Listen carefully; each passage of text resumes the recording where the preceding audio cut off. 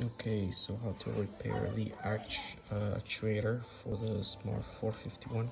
I'm gonna remove these two screws, and with a screwdriver, something like this, you're gonna try to remove these clips here. Just press them to the side, and then this whole housing comes off. You want to check if there is anything wrong with this in here, and if it's not working, then just buy a new one.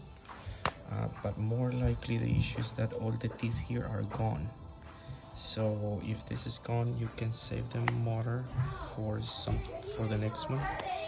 And if the teeth are good but the motor is bad, then just replace the motor. To test it, I replace the motor for this one is 6 and 8, and you want to plug it to battery directly.